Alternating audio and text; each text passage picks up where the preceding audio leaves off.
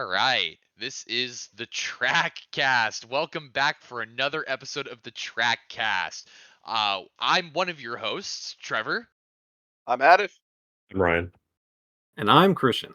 and we are four dudes that are going to talk about a movie.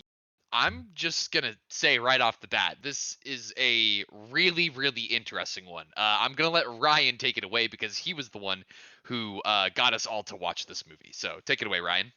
This discussion's going to basically be on The Man from Earth, which is like a low budget, big idea, single location shot movie that keeps you on your toes.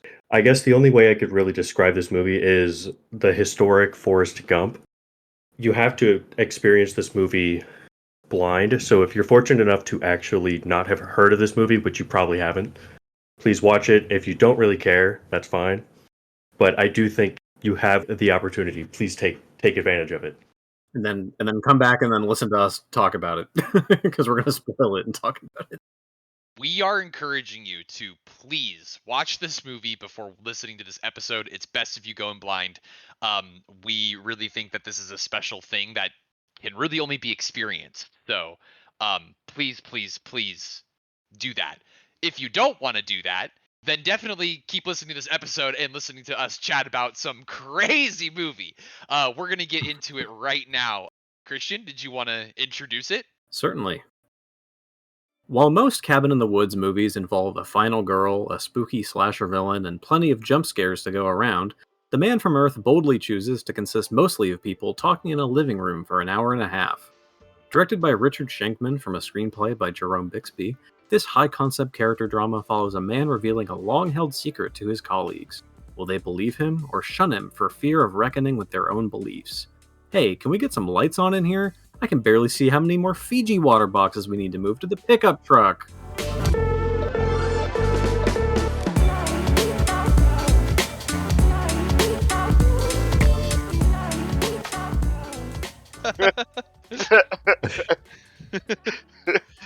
They really were just moving boxes to the truck, like back and forth for an hour and a half. That was movement that was going on for sure. Ryan, if you could so please. Our film opens up with a man named John. He's moving. He's a professor. He's having a bunch of colleagues who are also professors come to his house and like have a final goodbye, and he's like leaving abruptly. He's being very coy.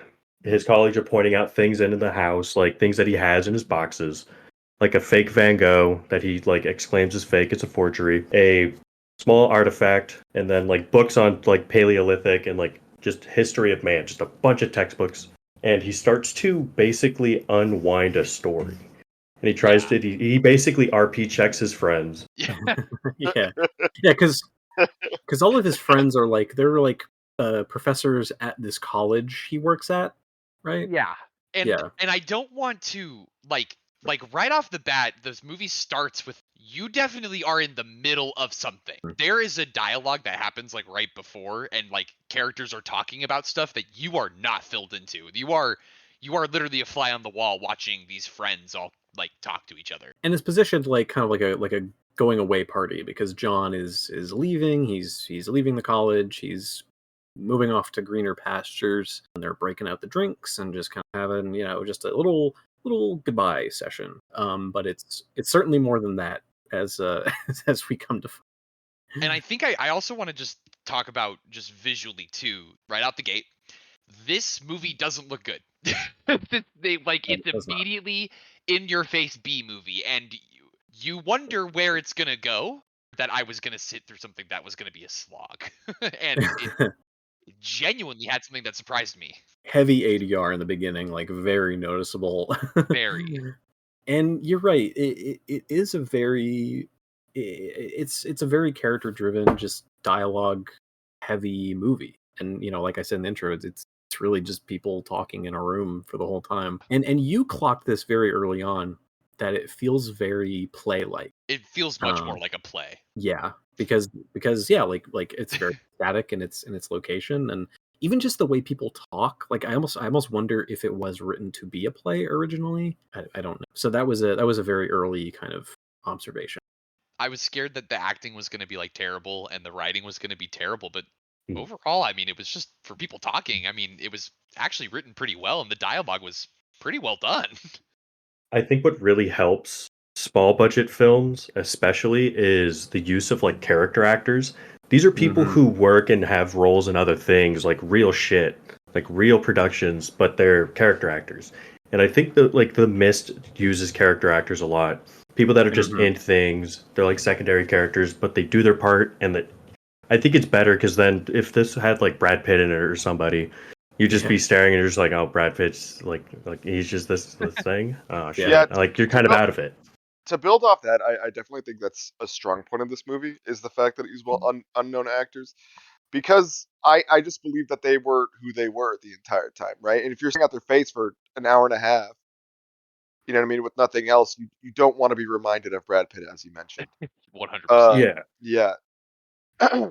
So it gives you a sense of realism, which this movie desperately needs, right? This movie is reliant on the characters telling stories and you kind of imagining them in those situations. So you need kind of a blank canvas to place them in those narratives that they're contributing to throughout the movie. Yeah. I'm really interested on where this discussion is going to lead us. We're all discussing Blind. We did not like. We did watch the movie together, and we had side conversations here and there about the movie. But but we like just watched it. we just watched Yeah. it, and we are now getting into it, and that's how Ryan wanted to position this recording. Aref, I know that you got a lot to say about this movie, and I'm really excited to get into it Actually, because I think. I believe it or not, I don't. Believe it or not, Really? I don't. Yeah. Really? Okay. But I think in the way that I think that you have something to say, I think that in the way how I mean by that is I think that you are going to preach it a little bit, if that makes sense. I'm gonna enjoy the discussion and the Yeah. ramifications of what the movie's premise and kind of portrays. But as for the movie itself, I don't really have much to say about the movie itself. The more ideas of it, which ties right back into Da Vinci Code. This movie really does tie back into Da Vinci Code. Yeah, they're having drinks. They bust out the Johnny Walker Green, which they mentioned multiple times. I don't remember exactly how it starts, but someone broaches the idea. Maybe it was John. I don't particularly remember. John basically says like, what if you lived forever? And people are like, oh, it'd be great. Like you get to live forever. Like why not? And he's like, is it as good as you think? Like blah blah blah. Being very coy about what he's really trying to get at. Could we explain to the audience just a little bit, our listeners, a little more about John before diving too deep into it? But like, can we just introduce John a little bit and more some of the cast? I mean, I don't remember all their names. I remember Harry. The class clown. At this point, we don't know a whole lot about them, but we do get a kind of general sense of their personalities. Harry is like the biology professor, and he's kind of a jokester, kind of annoying. Edith, there's Edith, and she is a like religious studies professor. Like she has like an eye for art for the first half of the movie, and then they say that she's a religious studies teacher. Yes. So I don't know if when you do take religious studies, I guess you would look at old paintings and see like the representation, what it meant to the artist. There's Dan, played by Tony Todd, and he's like an anthropologist, I believe. Yes. Who really delivers a cool performance.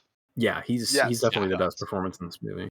And then there's Sandy, who it says she's a historian. That's what she is, and she is also in love with John. Yes, John and Sandy are definitely a thing.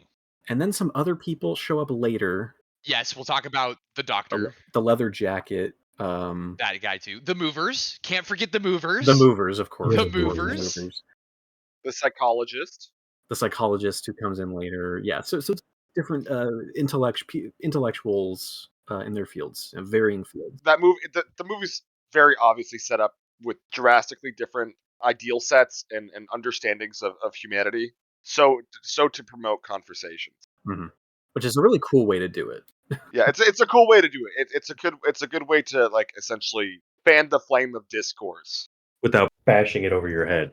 You really are a fly in the wall in this. Like you are just watching a conversation amongst friends go down, and like, hear this crazy story that John starts to give everyone. And so they start to ask him like, why are you leaving us? You've been around for like 10 years, I think. Like, just all of a sudden you're just getting up and leaving us. Like, I thought we were all friends. Kind of just not implies, like he pretty much just says like, I was actually born 14,000 years ago. Oh, you're a caveman? Like, okay. And they don't Yeah. really believe him for most of the movie. That's just me after like a couple drinks. I mean, I start spouting some stuff. So I mean, he's like, I don't age. I was born, this long ago, and every decade or so, I pretty much just move on to the next life, so people don't get weirded out that I'm not aging. And just quietly move on. and he's not like delivering this at all in any sort like as like like like played up, hammy, nothing. He's being very serious. He is very serious. He's like, oh no, like I have lived for so many years and I just move on. And I did write in my notes here. I was like, if he talked like this just for the 10 years they knew him, like, I don't know, I'd believe something's a little off with him. the way he's talking to these people. And early on, he discusses that like, oh, I remember like when I was like growing up, but I just stopped aging. Like I reached here and I just stopped. And people thought I was stealing their life force. And then someone, I think it's Harry, points out like that's the vampire myth. Mm-hmm. Keeping them in check. Like you ain't being slick. I know what you're doing. He's like, oh, you're just playing it up. And they do that throughout the movie. And that's pretty much the entire movie, is just them talking about the possibility, is he really this old that he's telling us, and kind of the debates of, what does that imply? And they're constantly kind of pestering him for proof. He doesn't really have any. He doesn't have any that he can really give. Yeah. The rabbit hole goes deeper and deeper as we go. And like mentioned earlier, all these people are professors, like they're masters in their fields. They're all coming at this story that he's talking about from different perspectives, and they ask him questions that like are the questions that they are trying to find out in their fields, like the big questions. While John may not have the answer, he definitely has like anecdotes and explanation, facts. He keeps going and he keeps going and he keeps going. There's a couple parts where Tony Todd is like, yeah, I mean, yeah, what he's saying checks out, like historically. And I think, Ad, if you said something during when we were viewing it about like how it handles like the perception of time. Oh, relativity. Yeah, relativity. Yes. When he asked like, don't you have any relics? And he's like, held out the pen. He's like, would you keep this that long? Like, you probably just get rid of it. That's the first thing out the bat that he starts kind of bringing up. What time means to him as an individual who's theoretically lived for 14,000 years is what he said. I mean, this goes back to relativity, right? And how your perception of time changes as you get older. Each subsequent second, it makes up a smaller fraction of your entire lifespan, so it's perceived as less. And this is shown during the movie because he says, I forget the exact quote, but a character asks him, "Oh, what happened during X year BC?" And he says, "What did you have for lunch last year on April 2nd?" Or on this date, I think he says. That shut her up real quick. Shut her up real fast, because it kind of shows you that as something as insignificant as lunch for you last year would be as insignificant as years to this man. It goes further with that pen analogy. It's like, why would I keep certain relics when I've seen like items of such significance? I would essentially have warehouses full of crap. The questions are definitely opening up philosophical conversations, which is interesting. It's refreshing. It's interesting, and it's what really drives one's interest in the movie. At least it did for me. Because totally. Obviously, because not much is happening, right? They're in that thing, just sitting around just talking. a conversation. Because that's the biggest thing about movies like this, where it's just characters talking, and it's very it needs to be high concept, but it also needs to be like, it needs to do something with that concept. It needs to be watchable. Exactly. And for a movie that on paper is what would probably be unfilmable to most people. It does it really well in terms of the writing. I wrote down in my notes, I was like, it's very wordy, what they're talking Yeah, about. it It's is. very dense, a lot of the conversations they're Mhm. having, but Yeah. it is engaging, even if I don't, Yeah. completely, know any references to what they're saying or anything. I think you can easily blanket, saying like the movie is just a bunch of people talking, and Yeah. really specifically, it's professors asking questions to this guy who's claiming that he's The super immortal. old and Yeah. can't Yeah. die, and Your colleague of 10 years. Yeah, their exactly. colleague of 10 years, yes. A friend. They call him a friend. Now they're Mhm. asking him philosophical, history related questions, and he starts making wild claims. He Mhm. says he was like with Buddha, and he starts talking about seeing civilizations rise and fall, and all these crazy things. And all of his friends get really aggressive as like They're his very lies get heated. more and more like I think the whole time I was kind of criticizing, why are they so hung up about it? Like, why aren't they just asking more questions and trying to like trick him or like get him into rabbit holes? They're really asking deep philosophical questions. And if you, I mean, to be fair, if you think back on it, I didn't realize this until just now. His existence, assuming that he's not lying, his existence challenges the perspective of each one of these people in the room, right? Yes, It makes them yes, fully reflect internally, except for I'm sorry, I don't remember character names, except for the anthropologist, because yeah. that doesn't really change his perspective, and that's shown. I mean, the anthropologist the entire Yeah. time is probably the most on his side. Well, and he very much changes. Like he at first kind of approaches it like from an anthropology standpoint, but then he kind of gets more deeper and deeper into it. Mhm. It does. This whole movie does start as like a hypothetical that he just asks the room, and because they're all intellectual people, they like debate, which makes sense. And the choice to make them all professors too, I think is really Mhm. interesting in that sense, because like it really does kind of have to make them question, like, well then am I teaching the wrong thing? Like has all this been for nothing? Like, Yeah. and that's a big pill to swallow, Mm. I think now would be a good time to possibly introduce the new character that comes into the mix. Yeah. I mean, Yes. like, really, the movie again, it doesn't really change or like really, get different or anything like this. But a pretty important character gets introduced kind of midway through the movie, or maybe like a third through the movie, and that's I forget his name. Dr. Will Gruber. That yes, Psychologist. he's a Psychologist. psychologist, and He's a I'm professional pretty sure. psychologist. Yes, and I'm pretty sure that one of the characters like went off into another room, and we see him like call him and go like, "Yeah, John is spouting some crazy nonsense. Like it's Art. crazy." Yeah. Art is another historian professor, Yes. and he's dating like a student of Yeah. Dr. Gruber. That's right. That's We talked another about that. weird thing is he brings On a sick motorcycle. student with him, and it's very odd. It's a very odd choice. It tells a lot about his character. You wonder where it's gonna go too. Like early on, you're introduced like, "Oh, it's a student-teacher relationship. What is this about?" But I also see her as like, obviously, yeah, it's supposed to be like, what the fuck? Like Yeah. she could be your like granddaughter, daughter, whatever. I think she's supposed to be like the stand-in for the audience who's like, I don't know what the fuck any of these people are saying. Yeah. So she that's a asks good like the obvious questions in like funny ways and gets answers. Ryan answered it. I was gonna say I don't really know what her point was, but I think that's a really good explanation to why she's there. that is a good explanation. But also, what I did kind of like about her character is that they didn't paint her like she was like Ditzy. a ditz. Yeah, like No, she's not. she was very intelligent with some of the things she was saying, even if She was keeping up for sure, like with the high level talk. and she was pretty accepting of the situation, much Yeah. more than some of the other people. More Oh, open-minded. for yeah. sure. Which, because Art, the historian, was upset. That's why he called the doctor.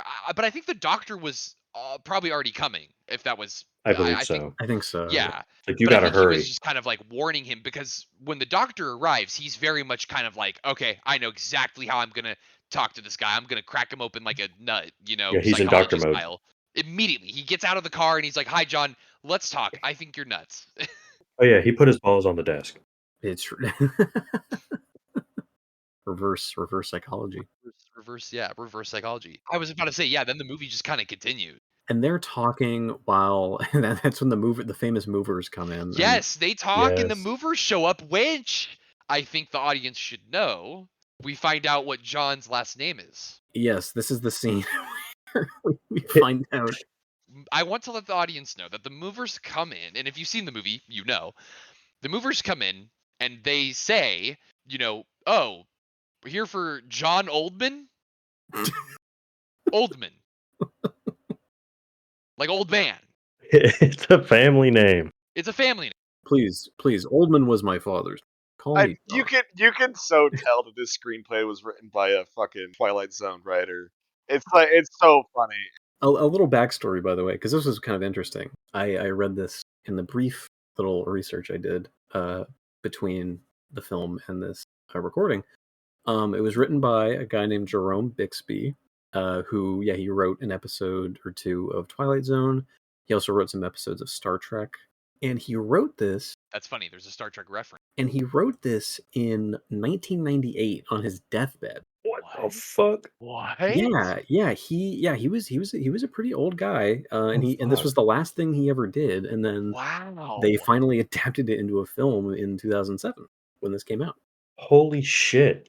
I have something that I want to talk about, and I think that now is probably the perfect time. Because I wrote down a note here, and I think that this is the most important note that I wrote for the whole movie, is going into this, The Man from Earth, I was like, okay, what is this going to be about? That title is so profound. Yeah. Oh, yeah, right. I was like, this is literally an alien movie. It's a great title. But it's not an alien.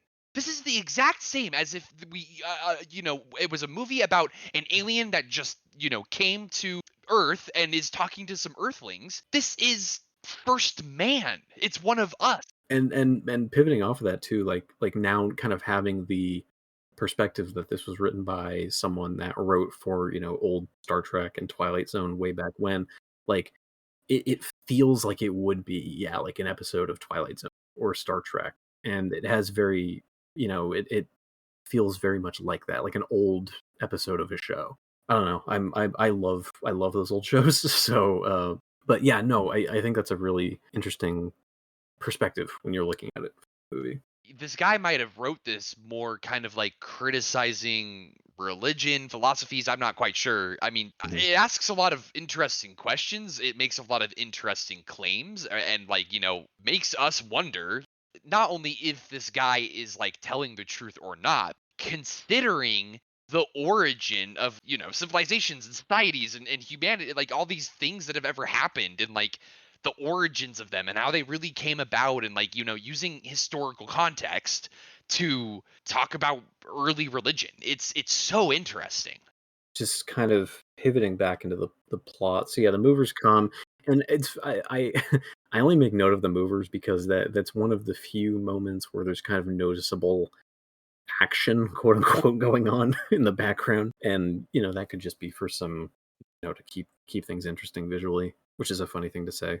just people moving boxes, the monotony of people talking. The truck is such a pivotal point of It really is. of the film because this all happens. All of the explanation dumps or exposition dumps happen in 15 to 20-minute intervals. John either goes, "I have to go move my car now." Everyththing keeps happening, so they have to go to the truck. And then they talk, and then shit. The truck is so pivotal. It's its own character, really. It's an integral set piece for sure. It is. At this point, the psychologist starts to position what if John is a creature? There's all these we don't know what he is. Yeah. And then he goes, can you die? Can you be injured? Can we kill you? And he's like, I might die. I don't know. One of the wildest moments is the psychologist pulls a pistol out from his coat and just points it at him like, what happens if we kill you right now? And everyone's like, whoa, dude.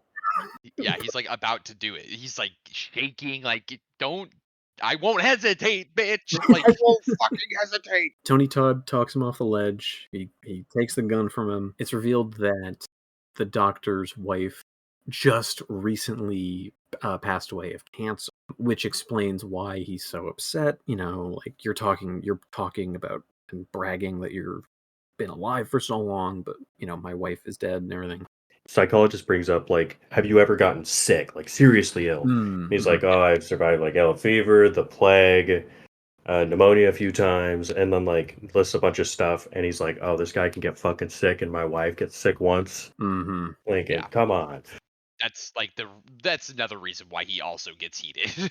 For a moment that at first I was like, whoa, like what, this came out of nowhere, what's going on?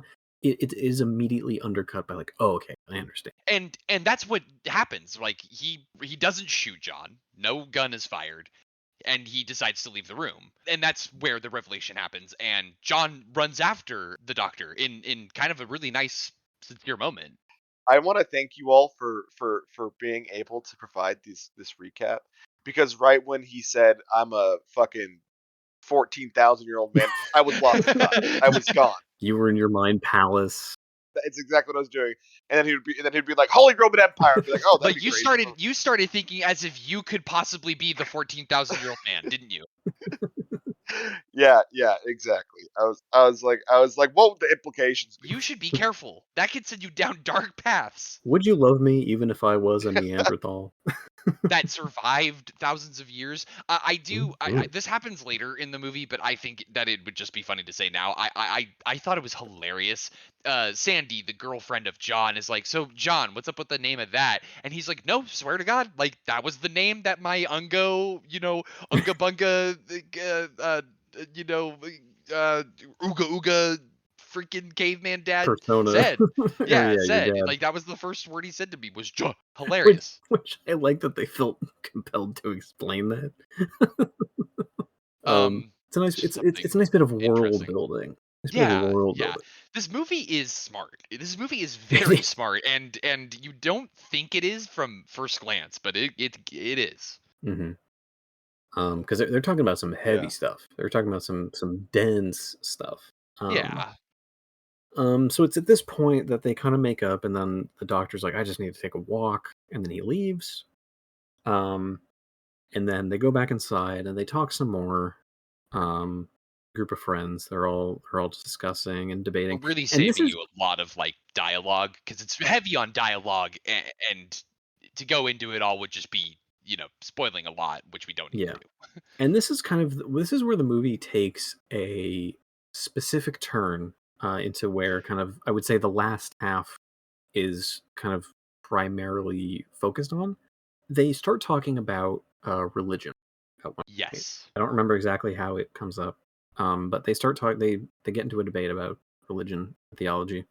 I think it's just because they're all thinking deeper. They're like, well, if you lived through that, or if you were here, then that means this, and that would mean this. And he's like, well, yeah, you're right. Like, you're correct. It's poked and prodded a lot by Edith, because she is devout Christian, and she is having none of this. She is not enjoying this conversation at all. Early in the movie is very much like, my heavens, and like, oh, like God wouldn't say that, or like, you know, that's not a teaching of God, or like, that's not God's creation. Like, she would say God a lot. Ryan, I wanted to ask, so before when they're getting into the discussion about religion and stuff, do you remember what triggers it exactly? Because I know Edith has been kind of upset the whole movie, but what was it, the discussion about like Buddha that kind of triggered going into the religion debate? So he pretty much just said, I learned so much from Buddha. It basically just left to them, like, asking, like, were you anybody important in history? Or, like, in the Bible? Right. He's like, let's change the subject. I don't want to talk about it. And they're like, so who were you? And they kind of just, like, poke him. I think the younger student says, like, Moses? Like, just, like, prods him and was like, were you Moses? And he's like, and then he goes, well, actually, sir. He's like, well, actually, Moses was based on this person. Which, I don't know. This sequence kind of pissed me off, because I was like, okay, bro, like, just tell us. They do kind of egg it on. We were all looking at each other. We were all talking about it. I mean, Aref, just say it. I mean, he starts talking about him being a person in the Bible. We're all like, there's no way he could be. No. That's it. The Holy Grail herself, Mary Magdalene. So, and then Tom Hanks comes in the room. And then he goes, I'm a symbologist at the college.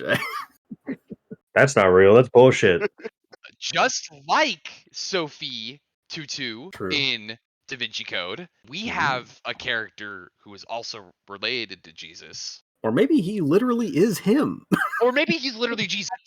That's where they get to. We're playing as coy as they play it in the movie. Right. He is Jesus. Yeah. This white man named John is Jesus. Yeah, he claims to be Jesus and a Yep. 14,000-year-old man. To all the people out there, it's confirmed he is a blue-eyed We man did it. of Anglo-Saxon descent. Well, he was Sumerian at one point. Remember that. He was Oh, yeah. Sumerian. Yeah. It's like the That's true. Shenmue NPC.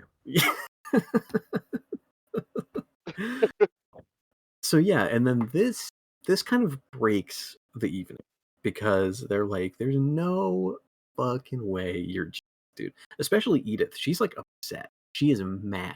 that Yeah, she's a he- religious studies teacher now. that she's he real would pissed. even be like, how this is sacrilege. How dare you imply you were Jesus? A lot of them get really mad. The one guy, what was his name? Harry. Oh my God, Harry. Harry's just rolling with it. Harry, well, He loves it. he was the jokester, shit poster the whole movie. He's He's been loving really it. like playing it up and Class loving clown. he's Yeah. the class clown of the movie for sure. He's quite literally an archetype of like the Reddit atheist. Yes, if you yes, guys he know is. what I'm talking about, which is crazy. If that's just his character archetype this entire time, and that in and of itself is profound, because that's probably the first place we've ever That's seen true. that. Especially for a movie from like 2007. Yeah. Yeah, Yeah, no, I completely agree. He's very much that like thing.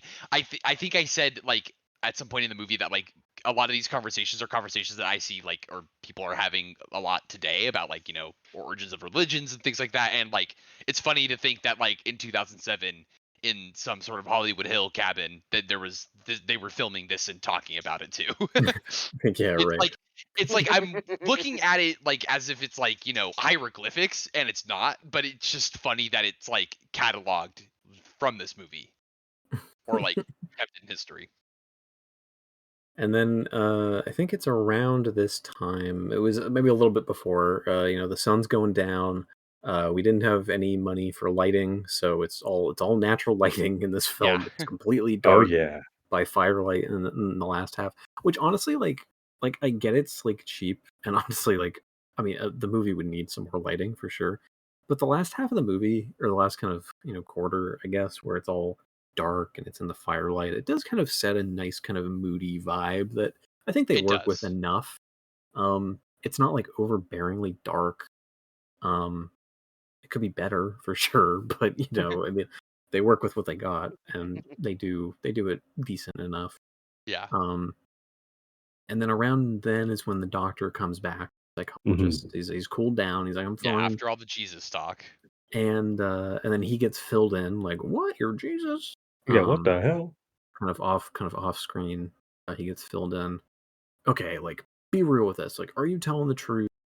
I wanted to say something too about that is that like at this point as an audience we're so involved in this guy's story and all the questions that are being asked and all the answers he's providing without having proof. Like we're waiting for that like moment of proof either through the cinematic of like, you know, some little like hint of something or just a character saying something that gives us proof. Yeah, the whole movie, he's refuting their doubts, but all of his proof is just kind of shrugs, like, you know. But it doesn't not make sense. So Mhm. he's being believable. And I wrote down that like this whole thing really can be summed up as like a lie so big it just any person could say all these wild things and everyone would just be like at the end like, I just playing ya, I'm just joking, I was yanking your chain, which is exactly what the doctor kind of forces out of John, you're making everyone upset, you're talking about, you know, sacrilegious things that are like, you know, really messing with people's psyches right now. Come on, dude, like this is all a joke, haha. Yeah, you gotta know when to stop, John, is basically what they bring up. And they kind of tell him, and Dan is getting really upset. Like he's taking him on like the story of the century. Like people, even Edith is crying. She's like visibly upset.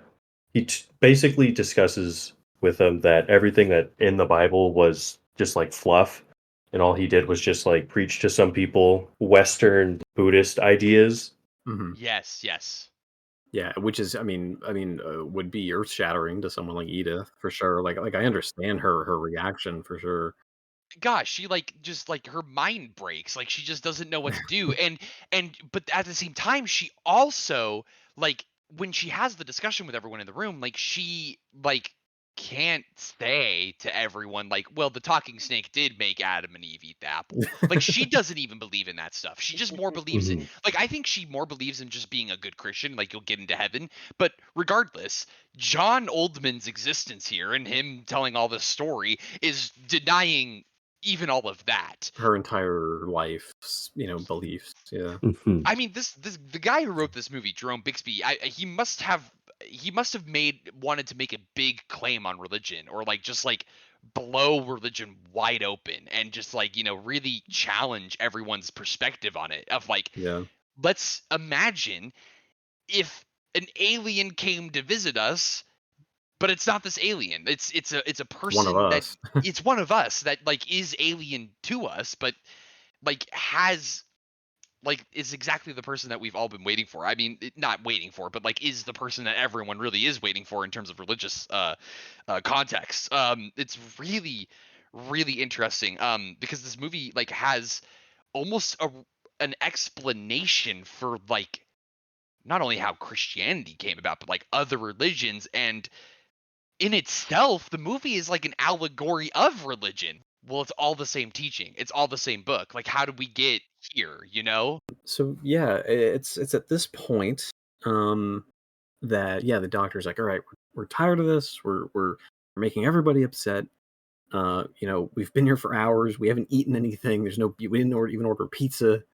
I made that a note. I'm like, there's there's they didn't even they've just been sitting in this dark room for hours drinking Johnny Walker Green, which I Yeah. predicted, by the way. Just quick side note, Yes, I made a please. prediction that because his name is John, that it was going to be revealed that he himself is Johnny Walker. That was not confirmed, but that is my headcanon. I'm sticking with it. And I think you're right. Because they do say, he does make a point to mention that he picks pseudonyms and all of them are like John something. The doctor is like, all right, we've had it with this. Tell us right now, like, are you messing with us? And John just kind of gives a resounding, yes, I've been messing with you. And which is like a huge relief to some people and a Yeah. big you're an asshole to from Mhm. a lot of other people. Like, Yeah. let's get out of here. And but if I can just say that Please, yeah. when he says that, number one, it doesn't sound believable, because Mhm. and it really kind of makes the room have this very strange air around it. Like at first it was kind of while everyone was getting heated and upset at John, or not everyone, but certain of the faculty were getting heated and upset at John. Overall, they were enjoying the discussion and having a good time. Sans Edith, who was crying. All he has to do is just say, I gotcha. Yeah. That's it. And then everyone believes that right off the bat. They don't start questioning him about oh, how'd you make up the lie or anything like that. He's just like, oh Yeah. yeah, I just saw your reactions and I went with it.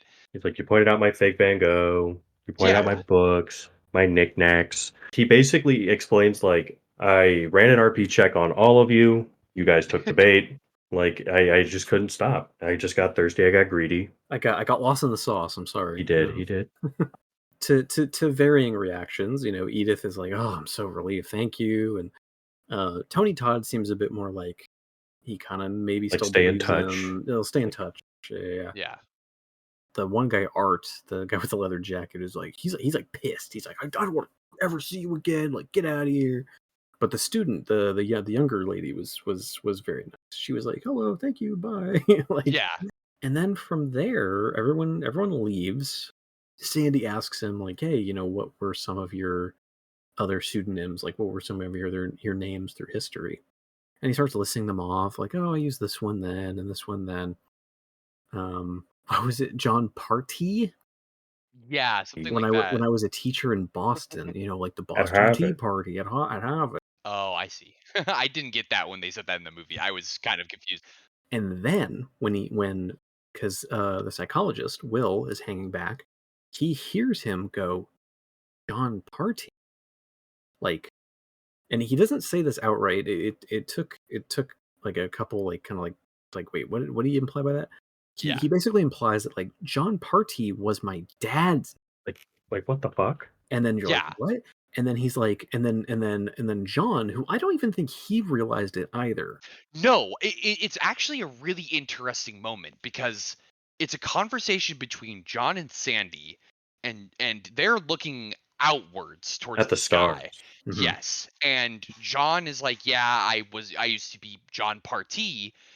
Then the psychologist comes out of the door, like to come outside with them, and overhears it, and then there's a look on the actor that John that was really well done, just amazingly done, where he like puts his hands over his face and looks at him and realizes that he had this past life as John Party. It took him to remember the name, like Aref said, relativity. Like he was Mhm. remembering the name, therefore he started to remember the memories of that name, and it's now revealed in a crazy twist. Mhm. And then Will is like, no, he's like, and then John is like, your mom's name was Nola, Nola, and then Yeah. New and he's Orleans, like, Louisiana. yeah, and he's like, and your dog before you were born, his name was Woofy, and then Yeah. this causes Will to just like Break break down. He Yeah. is sobbing. He's like, oh my god, like mom said you left like years and years ago, like probably before he could even remember. He says you abandoned us while crying. You abandoned us. You abandoned us, you know, and as we know, John has been, you know, just skipping town every decade or so. Deadbeat dad. Exactly, deadbeat dad. However, how many more does he have? How the people Millions. want to know? The people want to know, John. Well, and he's also Jesus, so I mean, He is also Jesus. how many children has Oh, he had? damn. Like, is Mm. and now the Da Vinci Code makes sense. Exactly. Mhm. Right. It didn't before, but now. It didn't before, because like then there could be a bunch of Jesus babies around, but now John being Jesus, that kind of That's not that ties a special. lot together. This is the kind of tragic, very very kind of Twilight Zone-esque ending for sure. Is that this is such an overwhelming moment for Will, that he has a heart attack and dies like in his dad's arms, and it's like so sad. It was so sudden too. Like I'm like, oh my god, wait, is he It's he so dead? sudden. Is he dead? Mhm. And then you see the ambulance, and then you see him taking him away, and it's so sad and tragic, and it's done so well. It's actually done really well. It's while the camera work isn't like cinematic at all Yeah, in this movie, maybe like say for one moment that Ryan pointed out to us at the very end. It's so, like you said, sudden, and it's like call 911, and as if you're the fly on the wall, like just kind of watching it happen. And there's also that other kind of tragic aspect of it too, where you know he dies when he realizes that John was telling the truth, and he can't, you know, confirm to anyone else, Yeah. you Mhm. know, that he was telling the truth, you know. Just Sandy. Just Sandy, you know. And then that's kind of just where the movie ends. It ends on that, and I think John was like gonna leave and like never come back, but then he kind of waits for Sandy to join him in the car. It's kind of a bit of a hopeful ending, I guess. You know, like he's allowing people to kind of stick around in his life. You know, he's not Mhm. just A running for change. everything. A change, exactly. Like I was preparing for tonight. Like I was ready to like riff and raff and have a good time. Yet I knew that I That's would just ruined. like be mentally aggravated. Yet this mentally made me, I don't know, not aggravated but happy. It made my brain happy. It made me feel like I watched something that was like made me smarter, which is nice. It's interesting how the revelation that John is psychologist's dad was more impactful than John being Jesus, at least for me. Yeah, because now it was like, oh shit, he was telling the truth. Yeah. And obviously that's going to be different for each viewer, but as someone who's, you know, agnostic, Yeah. Oh, you know what I shit. mean? The idea of Jesus being a mortal man, and this could be on the curtails of the Da Vinci Code, you know what I mean? Uh, uh, uh, but the idea of Jesus being a mortal man, it just didn't really hit me. But the fact that, because we see him as mortal, so we kind of just accept that.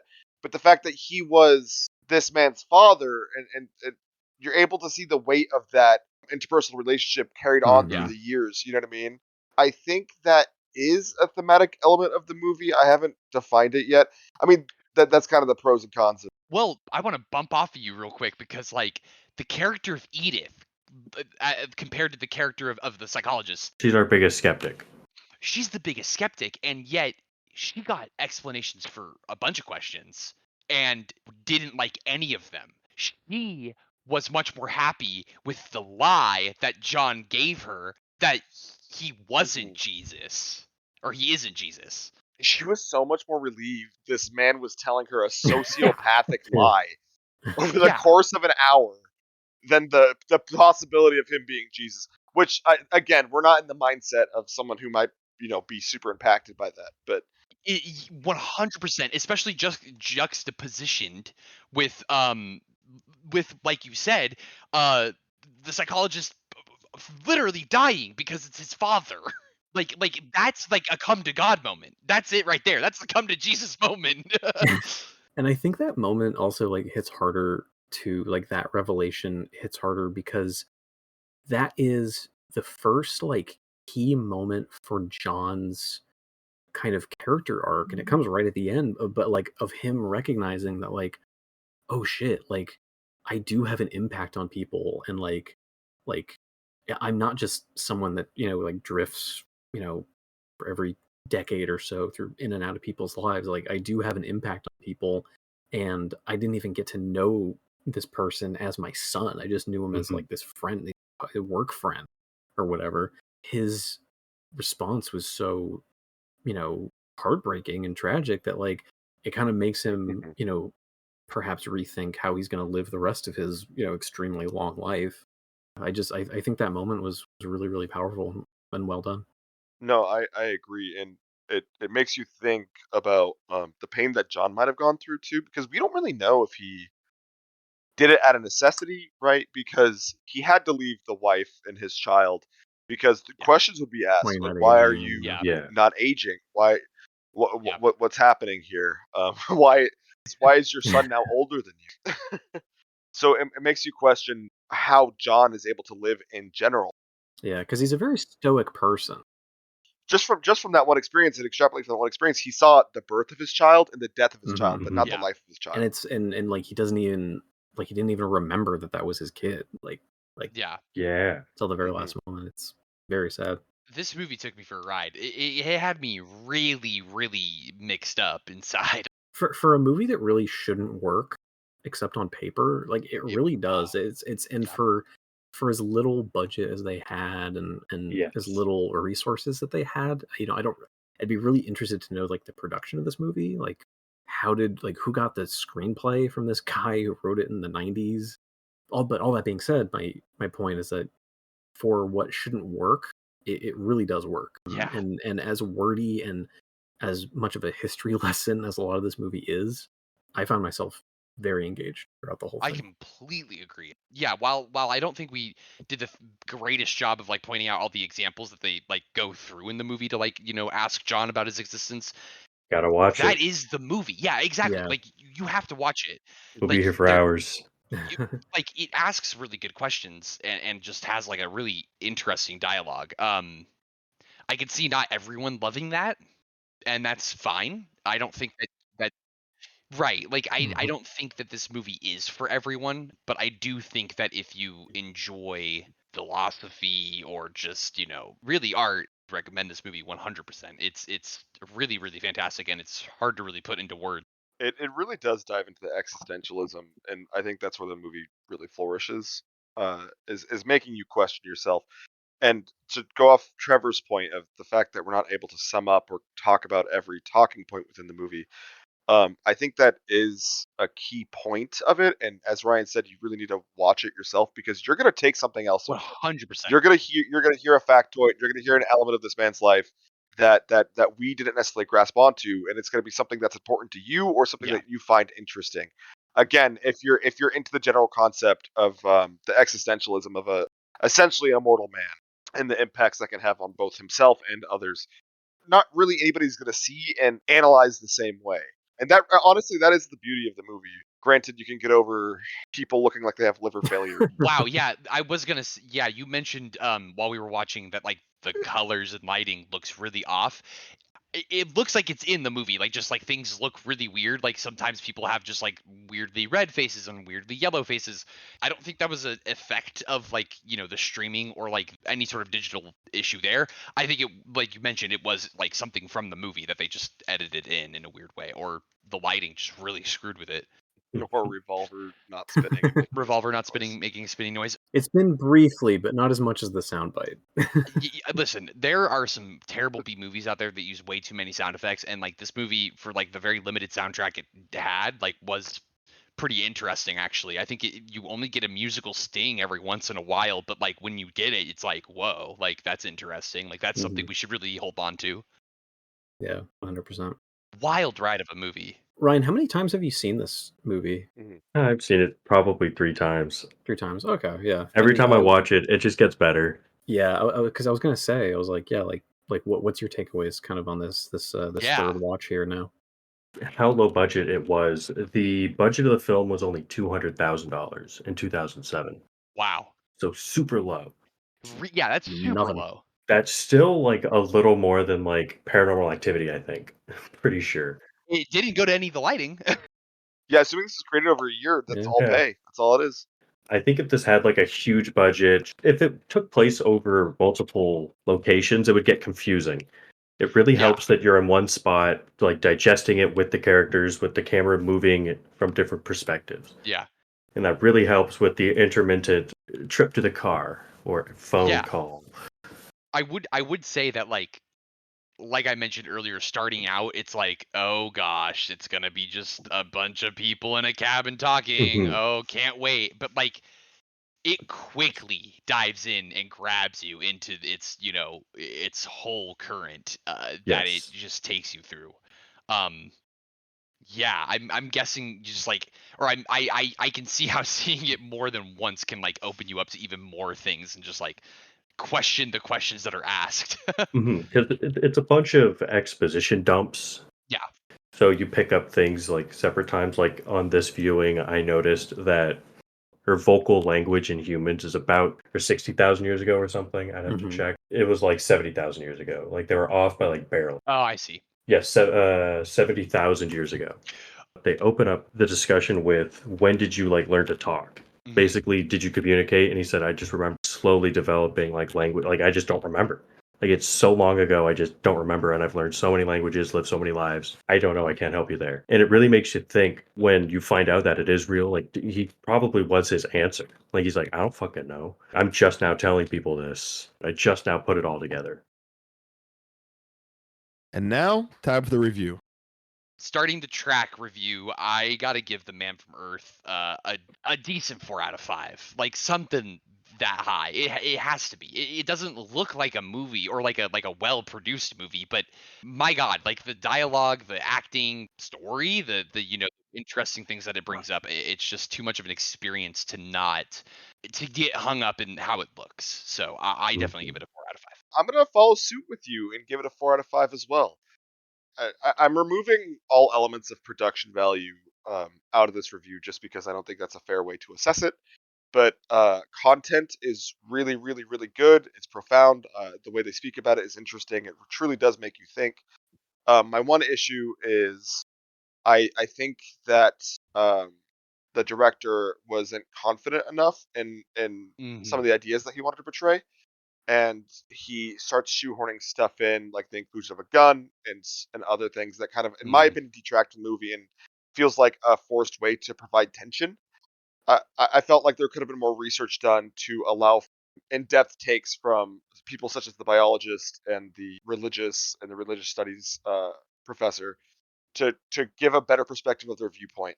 But other than that, it was truly a really good movie. I loved it. Give it a watch. Ryan, your thoughts? It's a 4.5 out of 5. Like I said, I can't gush about it enough. You have to go watch it. Like everybody touched on, don't get hung up on the production value. It's a short film. It's an hour and 27 minutes. It's not that long. But to actually do like an entire ass production on that small of a budget and have it look not like dog shit and still work as a concept, like it's impressive. Please, please, please go watch this. How about you, Christian? I gotta follow suit here. I think I'm gonna give it like just a really solid 4 out of 5. I think, I'm probably going to echo a lot of what you guys said. I think production kind of stuff aside, I think it's just a really smart, intelligent film. I think the screenplay is really, really solid for what comes off as just talking in rooms. It's very engaging with what they're talking about. Maybe a star off just because, kind of like what you said, Aref, I think they could have done some stuff a little bit better, maybe with some more time. Maybe maneuver some things around to make things a little bit more interesting, so it isn't just talking, sitting, the entire time. Just to kind of spice some stuff up a bit. Not that it needs to, because I think it's engaging enough. But overall, yeah, I think it's definitely worth a watch. And that is another episode of the Track Podcast, today's review of Assorted Cinema. We really appreciate you taking a listen. And like we mentioned, please, please, please go watch this movie. And if you can, go in blind. If you've reached this part, that means that you've already listened to the podcast. So definitely now go watch the movie. We'd like to thank our listeners. We hope you have a great rest of your day. Guys? Go check out this film and then listen to this again. And let us know if you had any thoughts that you think we missed. Yes, do you think the movie's shit? Let me know. Tell me that it's shit. And just remember that this was Ryan's recommendation, so if it's bad, it's his fucking fault.